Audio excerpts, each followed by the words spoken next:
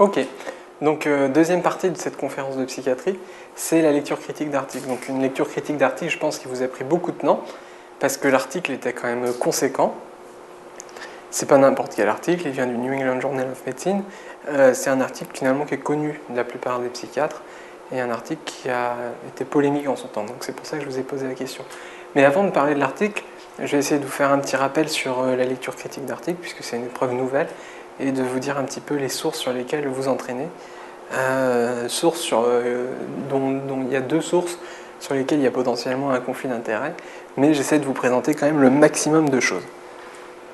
La première chose, c'est qu'au CNCI, il y a différents professeurs. Je crois qu'il y a 9 professeurs qu'on surnomme les sages, qui se surnomment les sages, ils se sont autoproclamés comme ça, dont un professeur qui s'appelle le professeur Laurette, un Tourangeau, qui lui a écrit son livre de lecture critique d'articles.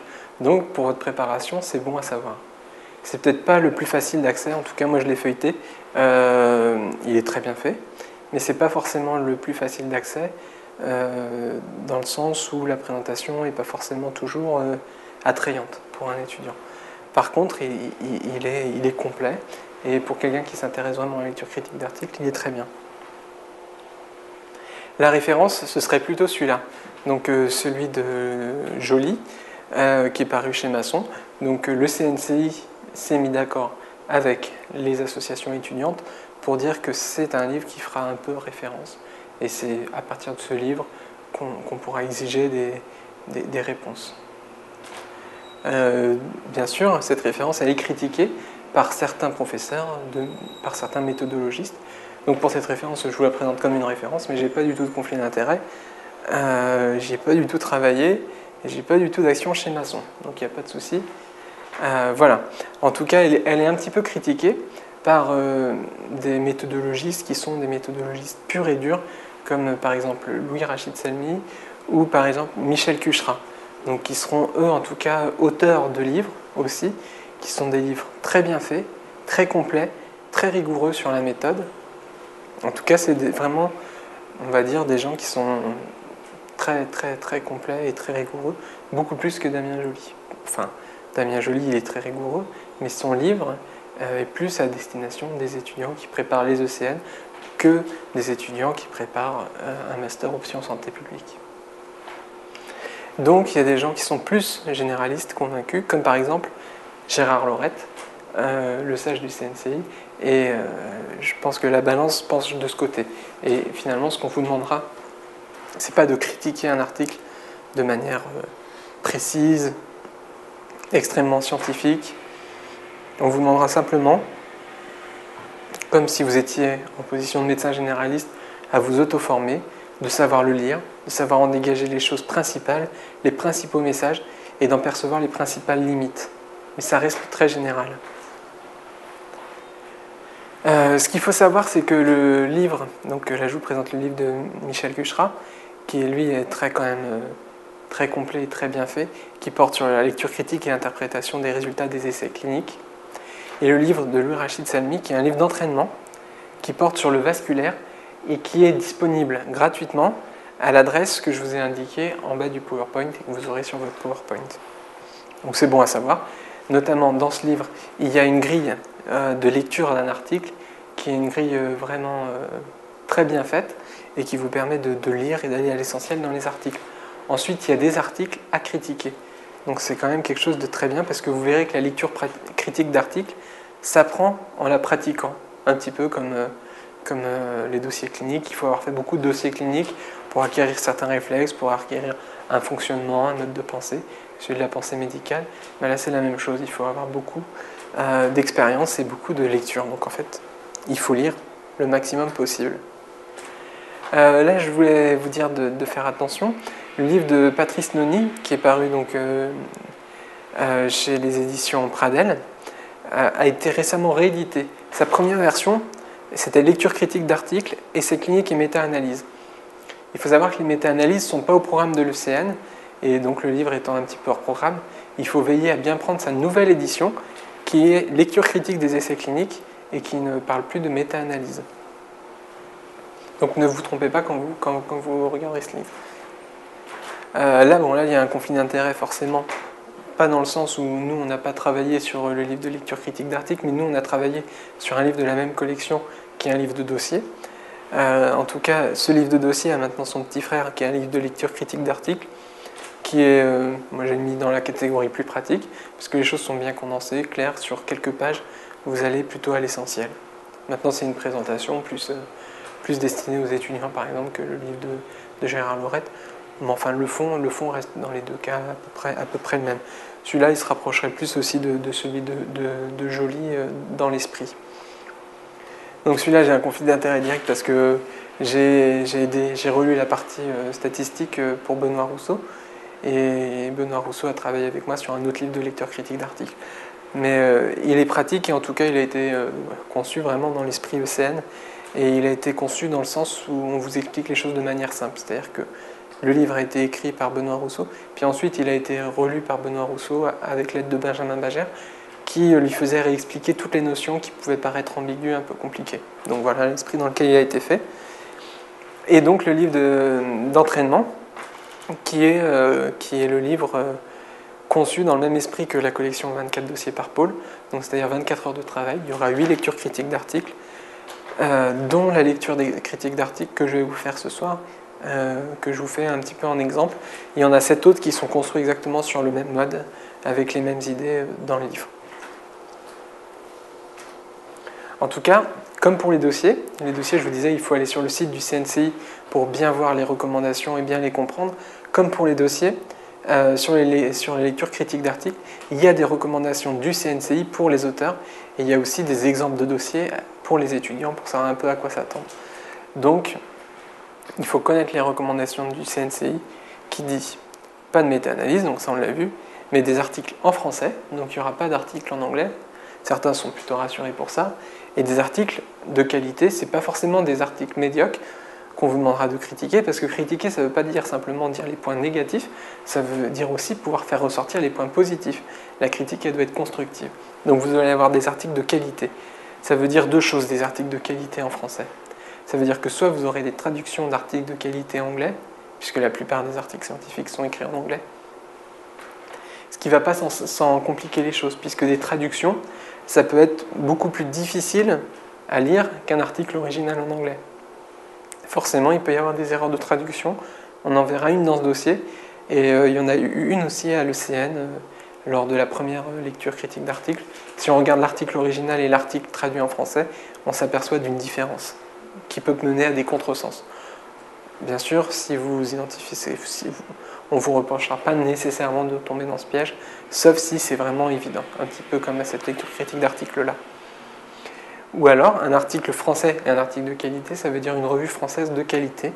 La plupart des articles qui sont issus de revues françaises de qualité sont issus de, on va dire par exemple, la Presse Médicale, qui est une grosse revue généraliste française, où il y a des articles bien cotés. Autrement, il y en a environ une revue par spécialité.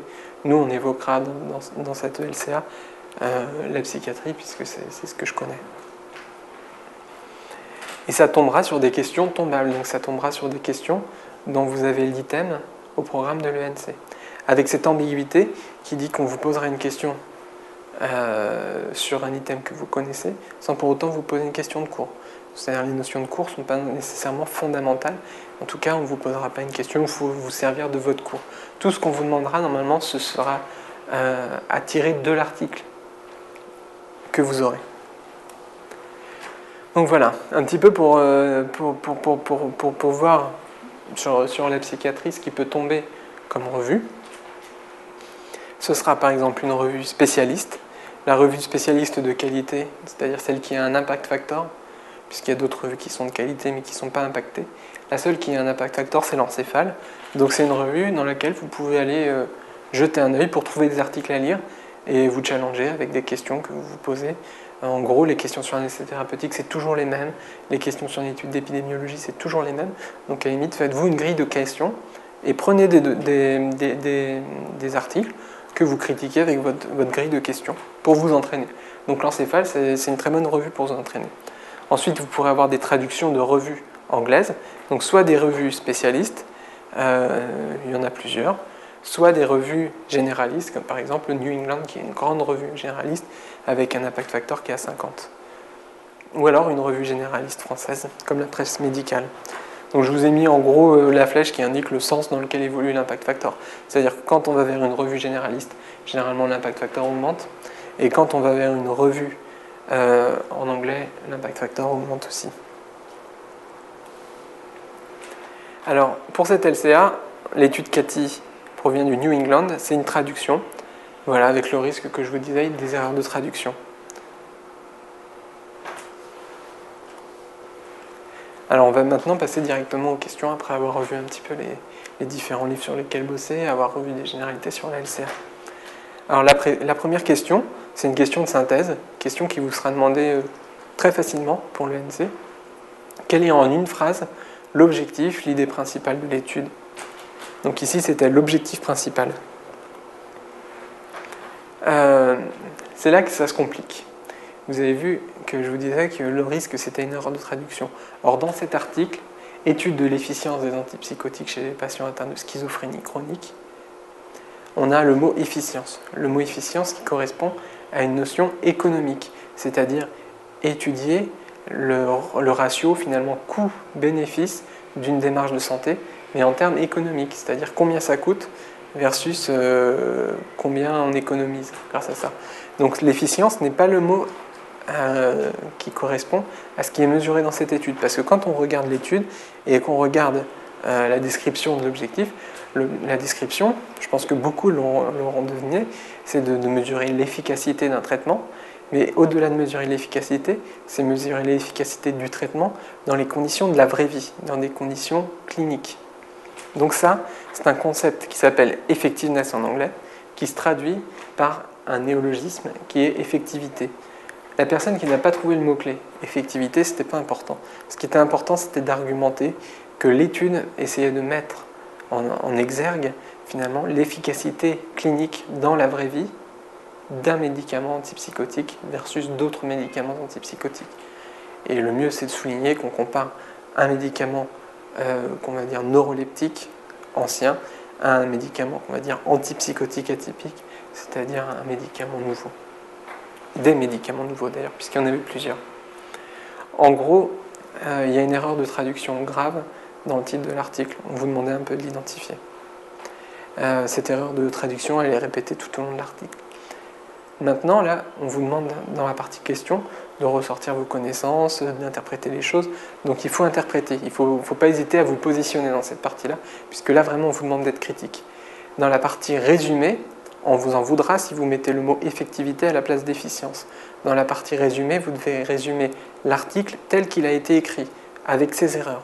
Donc vous ne pouvez pas tenir en compte dans le résumé des erreurs que vous avez pu identifier dans l'article. Alors voilà, question 2.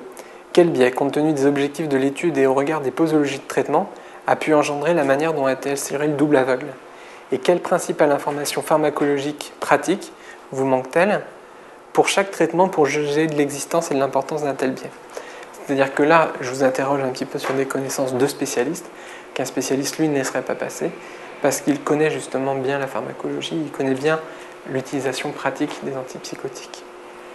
Pour répondre à cette question, il faut se souvenir de l'objectif qu'on a évoqué à la question précédente, c'est-à-dire mesurer l'efficacité dans la vraie vie dans des conditions d'utilisation pratique du médicament. La question, c'est que quand on est assuré le double aveugle, on a fait différentes gammes posologiques pour les médicaments, et à chaque fois, on passe, par exemple, on double la posologie, on la triple si on passe à 3 fois la dose. Mais est-ce que la manière dont on a assuré le double aveugle, c'est-à-dire en normativant pour chaque traitement par rapport aux autres la prise, assure pour chaque traitement les gammes posologiques qui sont possibles dans la vraie vie? C'est-à-dire que, est-ce que en faisant du double aveugle, on ne va pas là limiter par rapport au conditionnement des médicaments et la manière dont on les donne, on ne va pas limiter la gamme thérapeutique qu'on peut utiliser dans la vraie vie et limiter la finesse qu'on peut avoir dans la vraie vie. C'est d'ailleurs une remarque qui a été faite à propos de cette étude. En gros, comme c'est une étude dans la vraie vie, l'aveugle doit conserver la souplesse d'ajustement posologique que l'on a dans la vraie vie. Voilà. Alors ce qu'il fallait se demander, pour répondre à cette question, c'est quelles sont les posologies maximum, minimum possibles pour un médicament, pour chacun des médicaments, et quelles sont les posologies intermédiaires.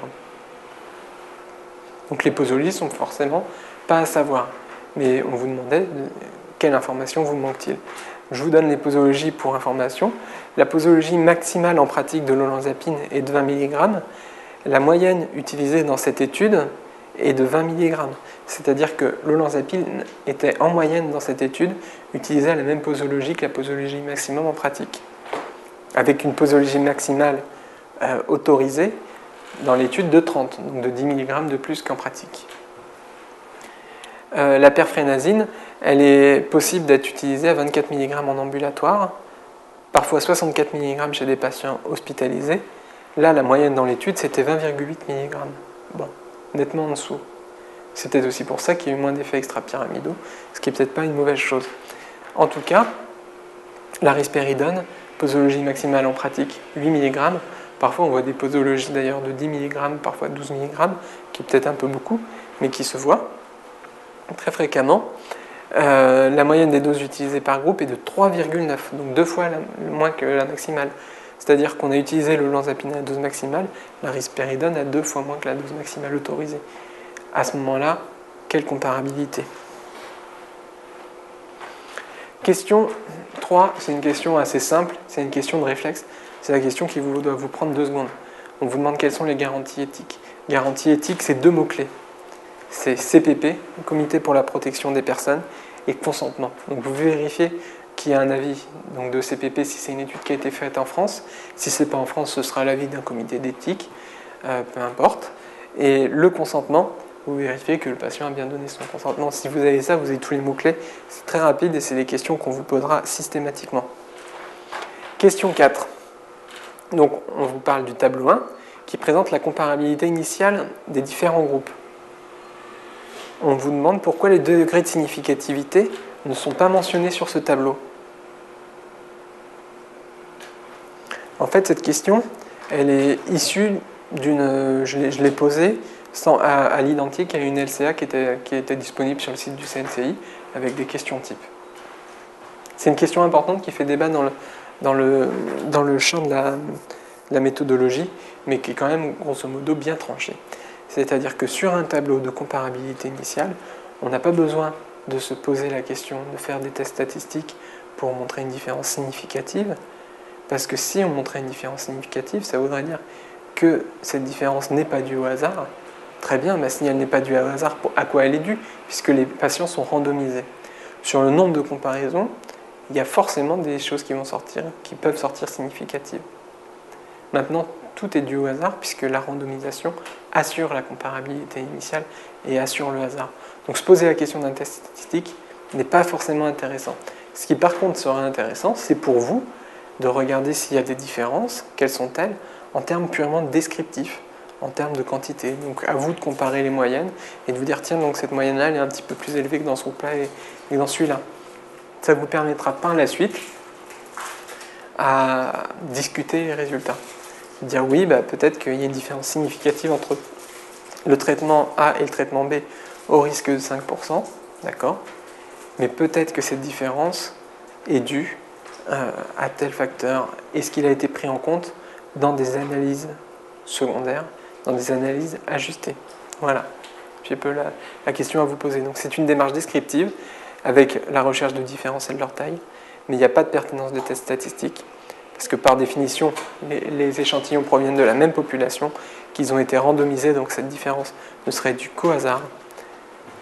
C'est par contre légèrement discutable pour le groupe perfénazine, parce que celui-là ne provient pas forcément de la même population. Il y a eu un critère de non-inclusion supplémentaire pour le groupe perfénazine, qui était patient avec des dyskinésies. Le problème, c'est qu'on aurait peut-être dû utiliser ce critère de non-inclusion pour tous les patients, car là, on casse un peu la randomisation, et du coup, est-ce que les groupes sont bien comparables de ce fait-là? Bon, en tout cas, pour les autres groupes, c'est pour ça qu'il n'y a pas de petit p mentionné. Pour celui-là, ça se discute. Ok, donc la question 5, c'est une question majeure, en fait, dans un essai thérapeutique. Vous l'aurez quasiment maintenant systématiquement, puisqu'elle fait référence aux caractéristiques consortes, qui sont des critères pour la bonne présentation clinique des études cliniques, pour la bonne présentation des études cliniques. Et ce sont des critères à respecter qui sont maintenant respectés par la plupart des auteurs qui rédigent pour un journal à comité de lecture, puisque le journal à comité de lecture, par définition, va exiger que les critères consort soient bien appliqués. Donc cette question 5 fait référence à une figure, c'est-à-dire que vous pourrez avoir des questions où on vous demandera si les figures sont bien faites, si les figures sont informatives, s'il manque des choses dans les figures, si les figures correspondent par exemple pour une courbe de survie, un critère de jugement principal, si c'est bien choisi, si c'est pertinent ou pas. Donc ça, on peut très bien vous poser des questions sur les figures. Ou par exemple, si ce flowchart, vous ne l'avez pas dans l'article, on pourrait même vous demander de le faire, ce qui a été le cas lors du premier LCA qui a été fait aux ENC. Il y avait un flowchart à faire, donc on a demandé de faire cette figure. Cette figure est donc un classique qu'il faut bien connaître. Donc les critères consort, vous pouvez les retrouver sur Internet. Je vous ai mis notamment les références des revues où ils sont publiés, et aussi un site internet consort que vous pouvez consulter et sur lequel vous pouvez imprimer les critères consort qui donnent notamment la notion d'un flowchart type.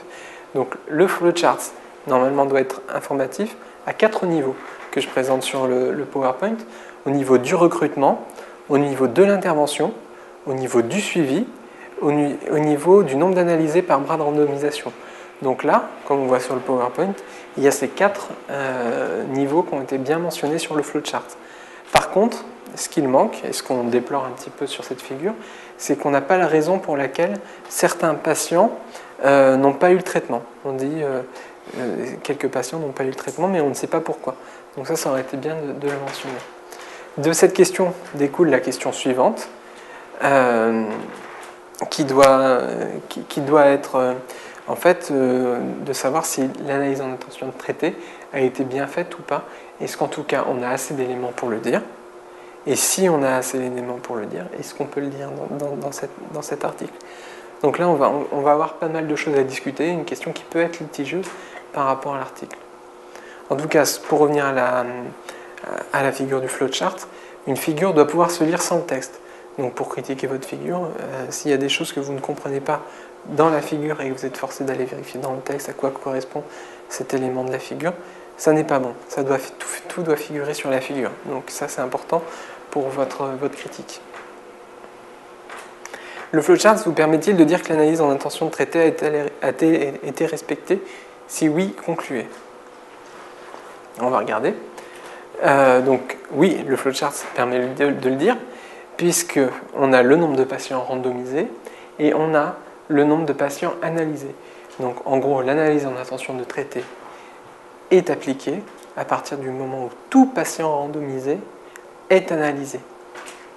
Donc on peut dire on peut se prononcer sur l'analyse en intention de traiter dans cette étude.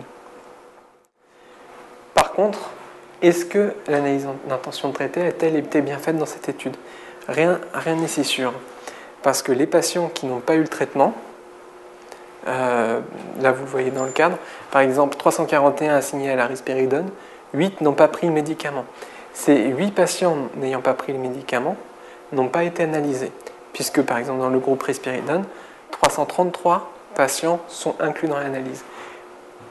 Donc au sens strict du terme, l'analyse en intention de traiter n'a pas été respectée dans cette étude.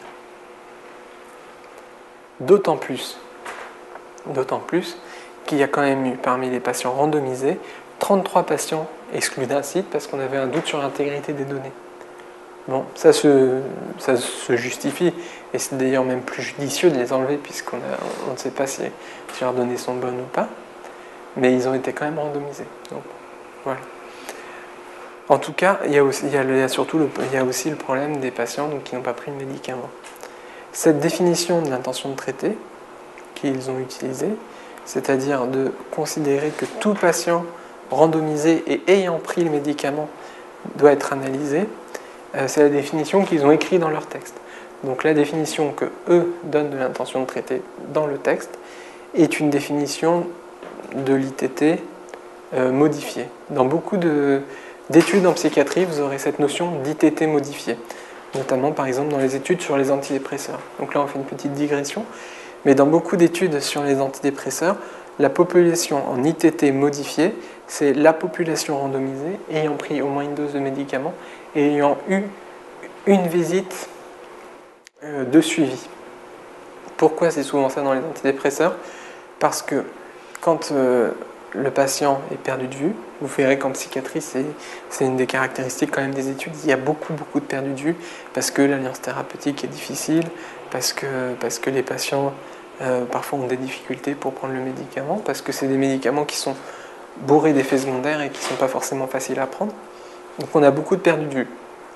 Ce qu'on fait, c'est qu'on fait une analyse en intention de traiter quand même, mais avec la dernière valeur eue par le patient.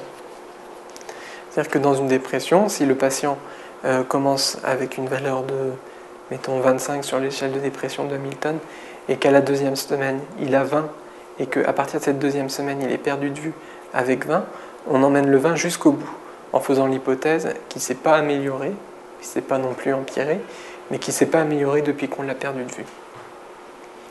C'est ce qu'on appelle la technique du LOCF, Last Observation Carried Forward. Donc pour faire le LOCF avec l'ITT, il nous faut au moins une mesure après la première mesure. Voilà pourquoi dans beaucoup d'essais faits en psychiatrie, on a des notions d'intention de traiter un petit peu différentes et un petit peu modifiées. En tout cas, là, vous pouvez vous prononcer en disant que oui, le flowchart permet de le dire, puisqu'on a les éléments pour le dire, mais non, on n'a pas une intention de traiter classique. Cependant, on a une intention de traiter modifiée, adaptée, qui de plus est en conformité entre le flowchart et ce qui est écrit dans l'article. C'est-à-dire que quand on vous pose une question d'intention de traiter, il y a 3 endroits où aller vérifier. Il faut aller vérifier le flowchart, parce que ça c'est très rapide, très facile. Il faut aller vérifier la partie méthode, pour voir si c'est mentionné dans la méthode qu'on va faire une ITT. Il faut aller vérifier la partie résultat, pour voir si effectivement l'ITT est en accord. Voilà, je vous rappelle la définition de l'ITT. Chaque patient randomisé est analysé dans son bras de randomisation. Ce qui est finalement quelque chose de très classique et qui est quelque chose à retenir parce que quand vous aurez un essai thérapeutique à l'ECN, on vous posera forcément une question sur l'intention de traiter. Concernant les lignes suivantes, patient hospitalisé, extrait du tableau 3. Quel test statistique a-t-il dû être utilisé? Quelle est l'hypothèse nulle H0? Quelle est l'hypothèse alternative H1?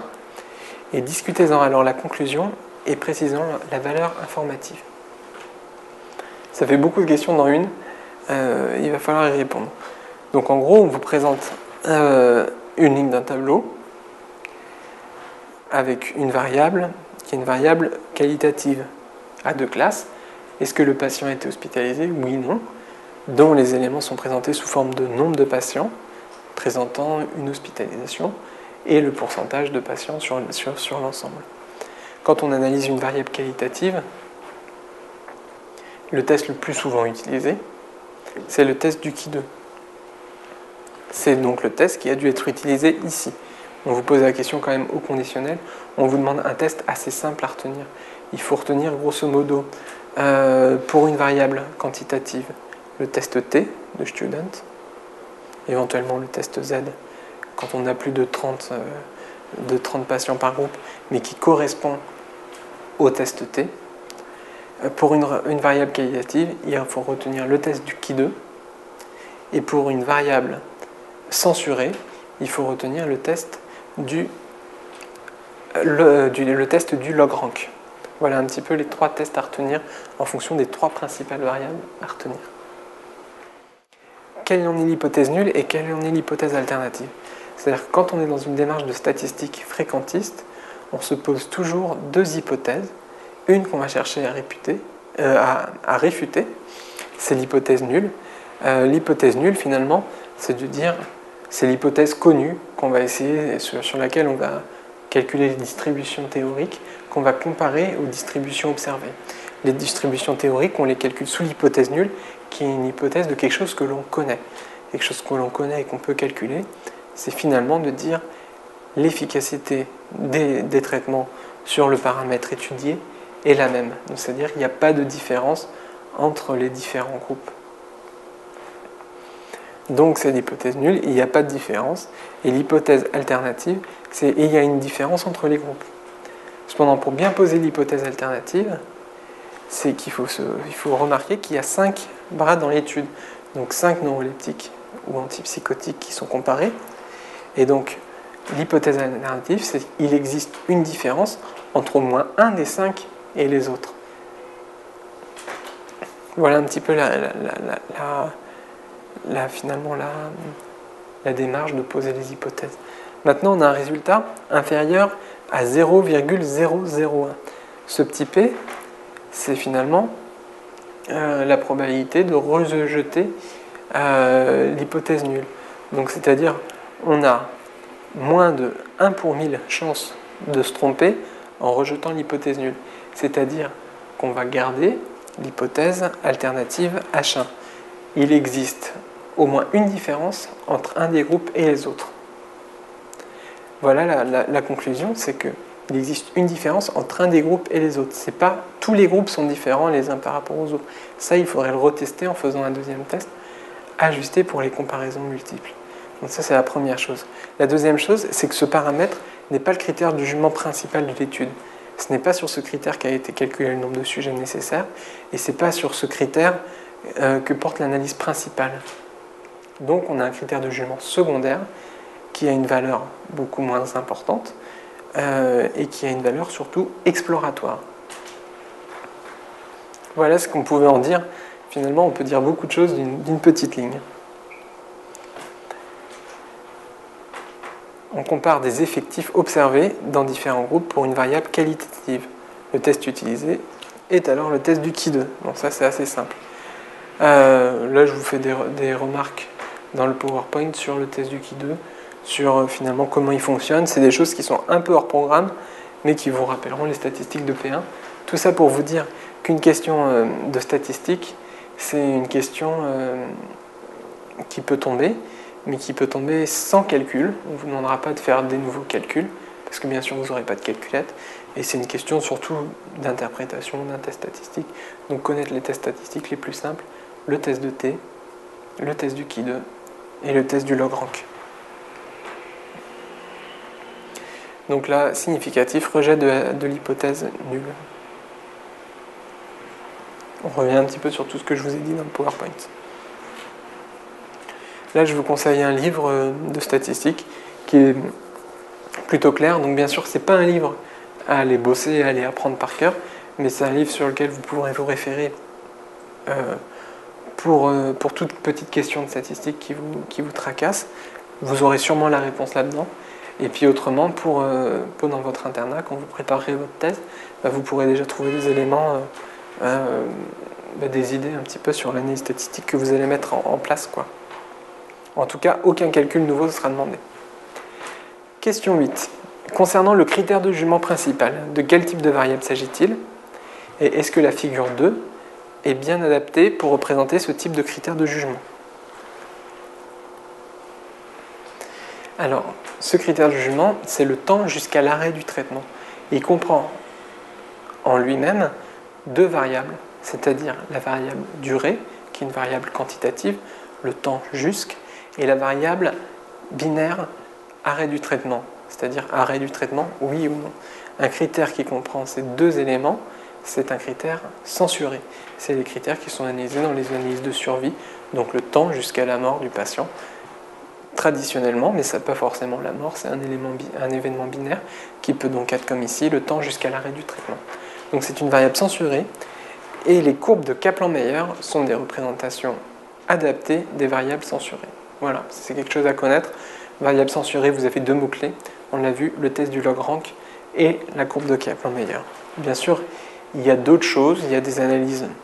Ensuite, on va dire de la modélisation statistique, avec notamment le modèle de Cox et le modèle des hazard ratios. Bon, c'est quand même quelque chose d'un peu plus compliqué, mais il faut quand même connaître le mot modèle de Cox, c'est-à-dire qui permet de faire sur une variable censurée un ajustement par rapport à des facteurs de risque. Donc ça, on peut l'utiliser en épidémiologie, mais on peut aussi l'utiliser dans une analyse secondaire d'un essai thérapeutique pour ajuster sur des facteurs de risque qui sont présents au début de l'essai et qui sont différents entre les deux groupes. En tout cas, le principal pour une variable censurée, c'est log-rank, Kaplan-Meier. C'est un petit peu comme pour la question éthique, c'est CPP et consentement. Question 9. Donc ça, c'est une question qui est plutôt pertinente et qui va faire appel un petit peu à de la réflexion. Discuter la pertinence du critère de jugement principal. Vous aurez sûrement des questions comme ça dans les dossiers aux ECN. En fait, quand on vous demande de discuter, quand on vous demande de critiquer, c'est un petit peu la même chose que quand vous faites la balance bénéfice-risque dans un dossier. Donc il faut garder toujours la même démarche. Et c'est pas autre chose. Donc là, vous présentez les avantages. Le temps jusqu'à l'arrêt du traitement, c'est quelque chose d'objectif, par opposition à une mesure subjective, qui plaît d'autant plus le caractère objectif pour des décideurs de santé en santé publique. La mesure subjective ne déplaît pas forcément aux psychiatres, car forcément, c'est ce qu'on cherche à mesurer. En tout cas, celui-là, il est objectif, ça c'est clair, il est simple à mettre en œuvre, il est fiable. Quand le patient arrête le traitement, en tout cas arrête le suivi, on le sait. Quand il arrête le traitement, généralement, on le sait aussi. C'est un critère de jugement censuré, donc qui permet de prendre en compte les informations qu'on a jusqu'à la survenue de ce critère. Et donc, c'est assez adapté à la schizophrénie, qui est une maladie dans laquelle, comme on l'a dit, il y a beaucoup de perdus de vue, beaucoup de gens qui arrêtent le traitement. Donc, ce serait très très difficile d'avoir des patients qui sont suivis pendant 18 mois et qui, au bout de 18 mois, soient toujours suivis, où il n'y a pas de perdu de vue et qui prennent leur traitement. Le fait de prendre un critère censuré fait qu'on peut utiliser l'information jusqu'à l'arrêt du traitement. Donc ça, c'est bien adapté. Il faut aussi penser que la schizophrénie, c'est une maladie où le patient peut être persécuté, peut se méfier et forcément prendre un traitement si on est méfiant, si on n'a pas trop confiance, si l'alliance n'est pas très bonne, ça peut être difficile. Maintenant, on va discuter des inconvénients de ce critère de jugement. C'est qu'il est plutôt pour le moins ambigu. Ce qu'on attend d'un médicament, en général, c'est pas forcément qu'il soit pris. Ce qu'on attend d'un médicament, c'est qu'il améliore le patient. De ce côté-là, une mesure subjective aurait été peut-être bienvenue, c'est-à-dire diminution des symptômes délirants, diminution des éléments dépressifs chez le patient schizophrène. Enfin, je ne sais pas, mais des dimensions psychopathologiques. Ici, on mesure simplement le fait que le patient arrête le traitement. Alors, forcément, quand on est spécialiste de la schizophrénie, on sait que l'arrêt du traitement, c'est pas très bon et ça présage d'une rechute, ça présage d'une évolution qui ne sera pas forcément terrible. Cependant, il n'est pas justifié par des raisons bibliographiques, il n'est pas justifié dans l'article pourquoi ce critère de jugement a été choisi. On aurait bien aimé dire que, par exemple, chez 90% des patients qui arrêtent le traitement, il y a une rechute. Mais ça, c'est pas dit dans l'article. On aurait bien aimé d'avoir des références de ce style.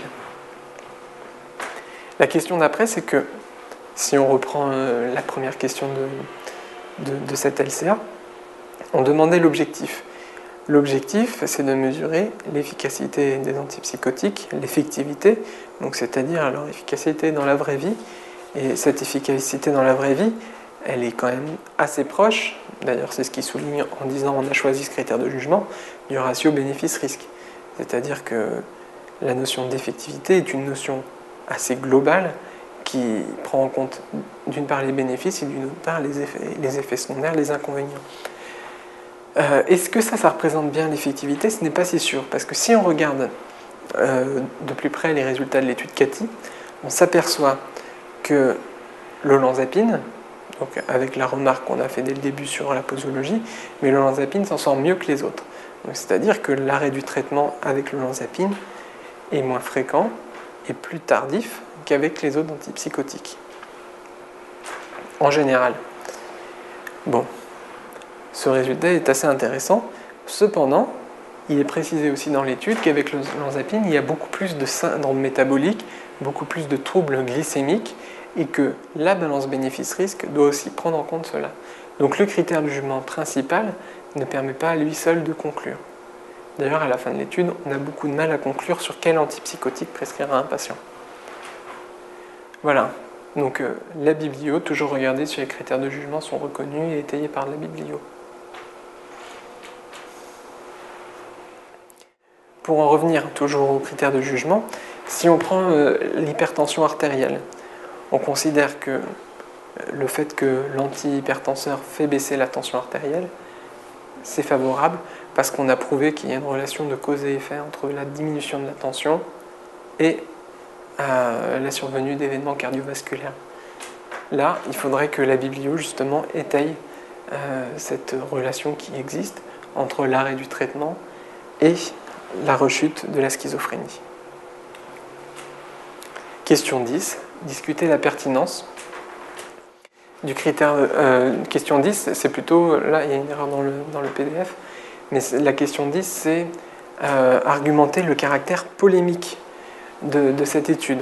Donc ça suppose finalement un esprit vraiment de synthèse pour cette question, parce qu'il faut comprendre les résultats, mais en même temps il faut les mettre en exergue par rapport au contexte de l'étude qu'on vous donne en introduction. Donc le contexte, c'est que on admet que les antipsychotiques nouveaux, donc les antipsychotiques atypiques, ont une supériorité en termes de tolérance vis-à-vis des neuroleptiques conventionnels, donc des anciennes molécules. Ça, c'était quelque chose de bien admis à l'époque par rapport à cette molécule. La conclusion de l'étude, c'est qu'il n'y a pas vraiment de différence significative entre la perfénazine et les autres antipsychotiques, que la fourchette d'effectivité est étroite pour tous, et que dans cette fourchette, peut-être c'est l'olanzapine qui s'en sort le mieux, mais que quand même, quand on regarde les résultats de plus près, la différence avec la perfénazine n'est pas majeure et n'est pas franche. Donc ça, si on met les deux en rapport, ça explique le caractère polémique. Maintenant, ce qui peut encore plus étayer la polémique, c'est qu'il y a des limitations qu'on a pu évoquer par rapport par exemple à la posologie, par rapport au fait que les patients du groupe perfénazine ne sont pas les mêmes patients que les sous-groupes. Donc ça argumente le caractère polémique aussi, puisque ça fait beaucoup parler. Et ce qui peut argumenter aussi le caractère polémique, c'est qu'on n'a pas pris en compte des éléments sur lesquels on pense que les antipsychotiques atypiques seraient plus forts que les antipsychotiques, que les neuroleptiques conventionnels, c'est-à-dire les aspects cognitifs qui n'ont pas été pris en compte. Voilà, donc tout ça on pouvait le retrouver à partir du texte, mais ça suppose quand même d'avoir tout bien compris. Surtout le plus fondamental, l'objectif, mais aussi les résultats et le contexte. Donc toujours réussir à mettre tout ça en perspective. Donc voilà, on a fait un petit peu le tour, maintenant on va faire le résumé. Ok, donc maintenant on va attaquer le résumé, donc on va aller assez rapidement.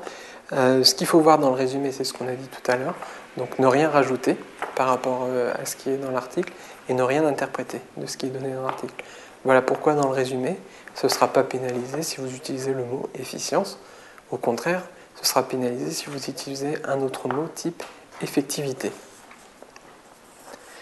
Donc, ce qu'il faut voir aussi, c'est que quand on voit la grille de correction de l'ECN, de la première LCA qui a été faite dans les ECN, c'est-à-dire l'ECN 2009, on s'aperçoit que c'est une grille de correction typique avec des mots-clés et que le résumé en fait correspond à des mots-clés cités dans les bons paragraphes. Donc pour vous, le but en fait, c'est de trouver les mots importants et de les rattacher à chaque paragraphe. En gros, quand vous prenez un mot-clé dans le texte, il faut le citer dans le résumé, dans le paragraphe où il est cité dans l'article. Ça, c'est pas très compliqué. Maintenant, à vous de trouver les mots-clés importants. On va essayer d'en voir quelques-uns pour cette étude qui est finalement un essai.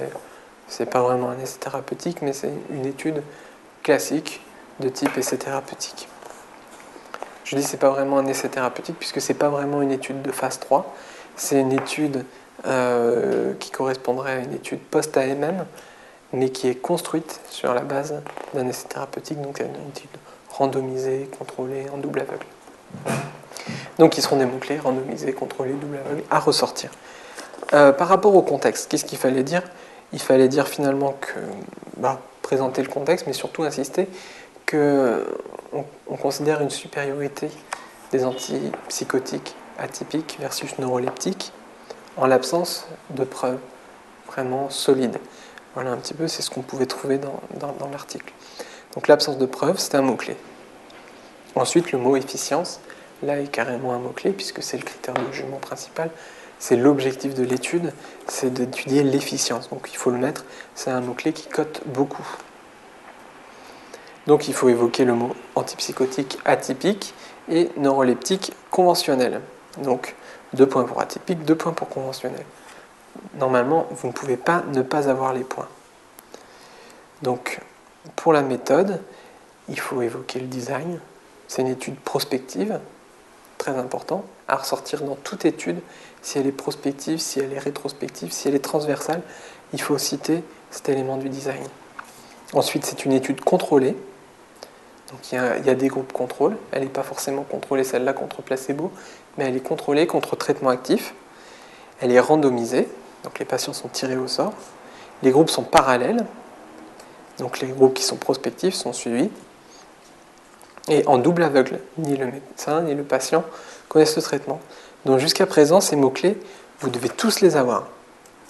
Ensuite, elle est multicentrique, ça c'est très important. Ça permet d'éliminer un effet centre dans une étude.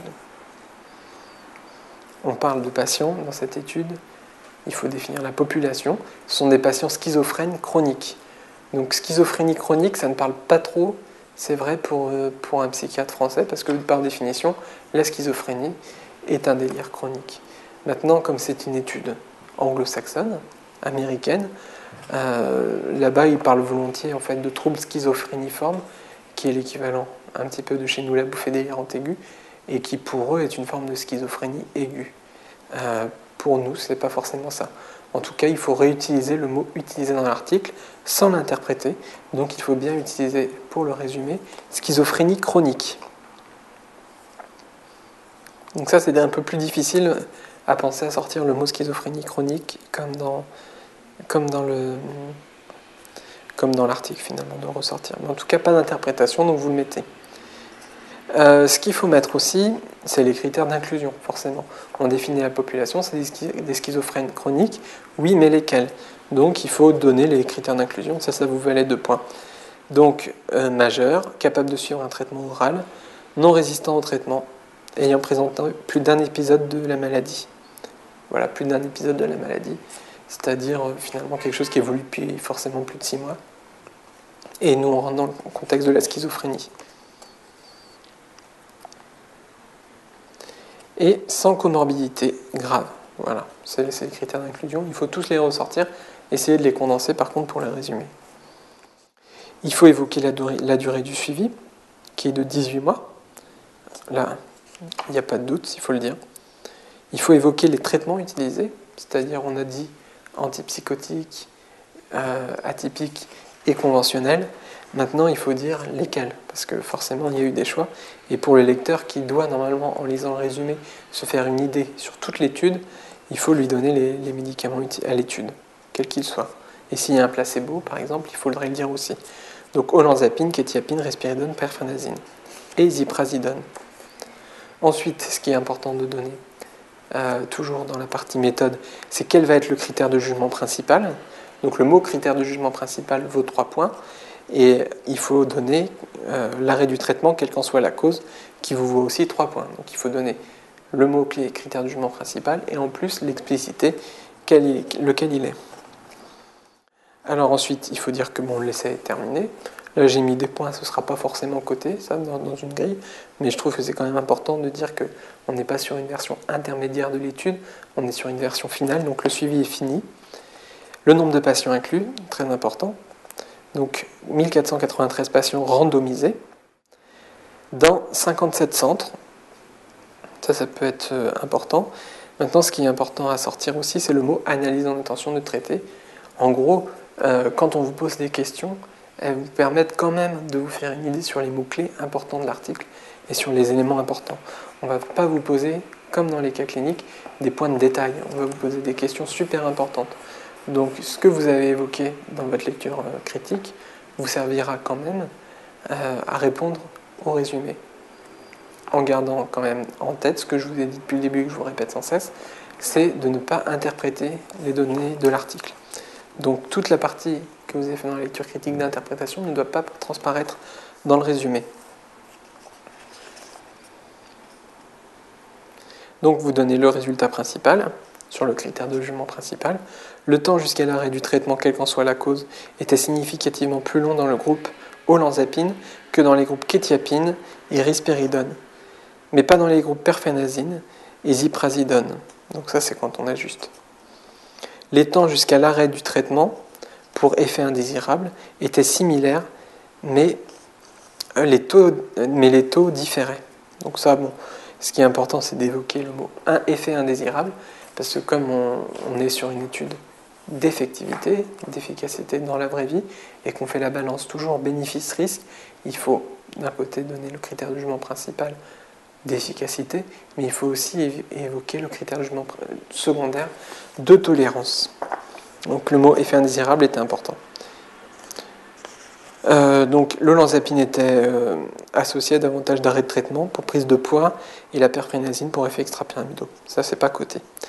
Discussion. La fourchette d'efficience des antipsychotiques était étroite chez les patients schizophrènes chroniques. Il n'a pas été mis en évidence de différence significative du temps jusqu'à l'arrêt du traitement entre la perfénazine et les antipsychotiques atypiques. Donc quand même conclure sur la chose finalement principale sur laquelle est centrée la discussion de l'article. Voilà un petit peu comment le faire. Maintenant, si vous débordez du cadre, il y aura des points à moins. Donc respectez le cadre, ça c'est fondamental. Et puis si vous ne respectez pas les temps, il y aura aussi 3-4 points en moins. Voilà. Pour en revenir à cette étude, on a fini la lecture critique. C'est une étude fondamentale sur la psychopharmacologie. Il faut savoir que les études d'effectivité sur les psychotropes sont de plus en plus fréquentes. Les psychotropes sont des médicaments extrêmement prescrits et représentent un problème majeur même de santé publique. Et on se pose maintenant de plus en plus la question de l'influence de l'évaluation sur la mesure de ce qu'on veut évaluer. C'est-à-dire l'influence du protocole expérimental qu'on met sur la mesure que l'on fait.